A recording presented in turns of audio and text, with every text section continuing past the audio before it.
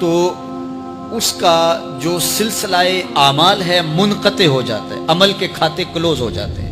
لیکن فرمایا 3 سلسلے ایسے ہیں جو ختم نہیں ہوتے، 3 کھاتے ایسے ہیں جو جاری رہتے ہیں۔ اللہ اکبر۔ سب سے پہلے صدقہ جاریہ، دوسری بات میرے حضور نے ارشاد فرمایا علم جس سے لوگ نفع پائیں۔ اللہ اکبر۔ علم کسی کو سکھا دیا، وہ تسلسل باقی رہے۔ ہمارے استاد قبروں میں چلے گئے، لیکن آج ہزاروں طلباء کو اور لاکھوں عوام کو ان کے دیے ہوئے جو سبق تھے جو انہوں نے ہمیں پڑھایا آج ہم لوگوں کو بتا رہے ہیں، تو ان کی روح کو اس کی برکت پہنچ رہی ہے۔ پھر یہ ان کے استاد، پھر ان کے استاد۔ تو علم نافع یہ کبھی بھی کھاتے کلوز نہیں ہوتے۔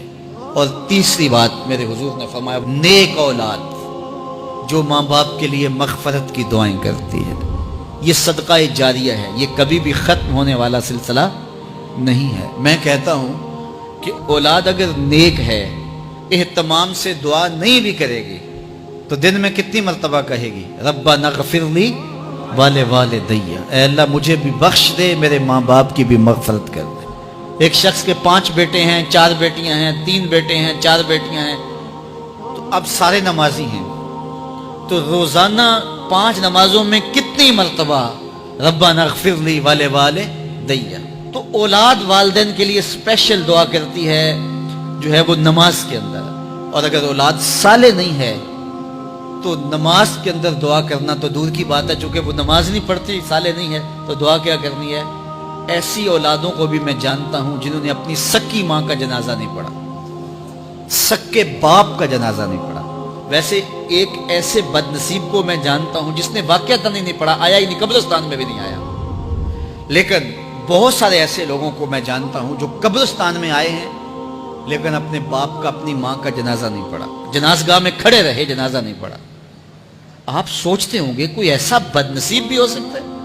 میں کہتا ہوں ایسے بد نصیب لوگوں کو آپ بھی جانتے ہیں۔ یہ کون بد نصیب ہیں؟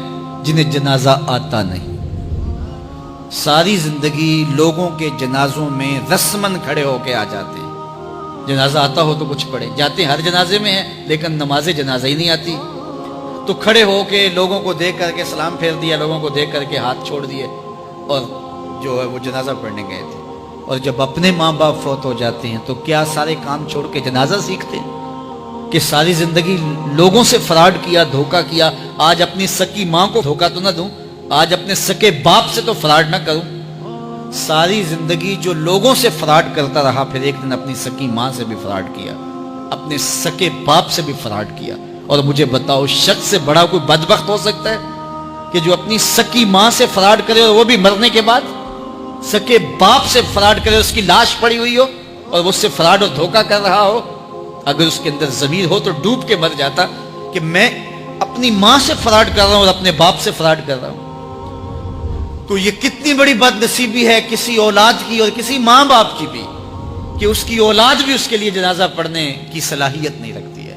اور وہ کتنے خوش نصیب ماں باپ ہیں جن کا جنازہ خود اولاد پڑھاتی ہے۔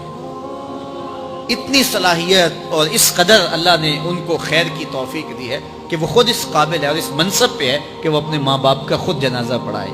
کوئی جنازہ پڑھائے بڑی برکت ہے، لیکن جس خلوص سے بیٹا دعا کر سکتا ہے کوئی اور تو نہیں کر سکتا ہے۔ تو اپنی اولادوں کو نماز جنازہ سکھاؤ، اپنی اولادوں کو دین سکھاؤ، یہ عادی بن جائے نماز کے، تاکہ بعد از انتقال دعاؤں کے سلسلے جاری رہیں۔ جو شخص روزانہ اپنے والدین کے لیے مغفرت کی دعا مانگے، والدین زندہ ہوں تب بھی، فوت ہو گئے ہوں تب بھی، علماء فرماتے ہیں ساری زندگی اس کے رزق میں بے برکتی نہیں آ سکتی۔ تو اپنے ماں باپ کو خوش رکھیے گا اگر زندہ ہیں تو، اور اگر فوت ہو گئے ہیں تو ان کے لیے دعاؤں کا سلسلہ کبھی بھی موقوف نہ ہونے دیجیے گا۔ 5 گانا نمازوں میں تو دعا چلتی ہی رہتی ہے، اس کے علاوہ بھی دعا مانگے۔ اللہ آپ کو، مجھے، سب کو اپنی رحمتوں کے سائے میں رکھے، ہم سب کے ماں باپ کی مغفرت فرمائے۔